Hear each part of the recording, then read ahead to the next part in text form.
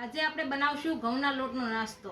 તો આપણે બનાવવાની શરૂઆત કરશું। તો આ 3 બાફેલા બટેકા લીધા છે, આને પહેલા આપણે ખમણી લેશું। બધા બટેકાને આપણે ખમણી લીધા છે, આને હવે વઘાર કરી લેશું। તેલ આપણું સારી રીતના ગરમ થઈ ગયું છે, આની અંદર 1 ચમચી જીરું નાખીશું। આની અંદર લીલા મરચાં નાખીશું। આપણા મરચાં શેકાઈ ગયા છે, આમાં આદુનું છીણ નાખીશું। આમાં સફેદ તલ નાખીશું। આમાં બાફેલા બટેકા નાખી દઈશું। આ બધી વસ્તુ આપણી સારી રીતે મિક્સ થઈ ગઈ છે।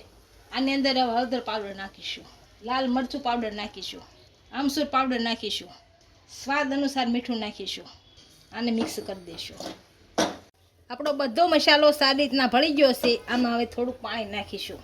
આપણું પાણી આમાં ભળી ગયું છે સારી રીતનું। હવે આમાં રોટલીનો લોટ ઝીણો થોડો થોડો નાખીશું।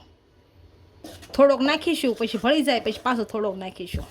હવે આપણે લોટ ભળી ગયો છે, આની અંદર થોડાક ધાણા નાખીશું। લોટ આપણો તૈયાર થઈ ગયો છે, આને ગેસ બંધ કરી અને નીચે ઉતારી લઈશું। આપણા બધા વડા તૈયાર થઈ ગયા છે અને તેલ ગરમ થઈ ગયું છે, આ બધા તળી લઈશું।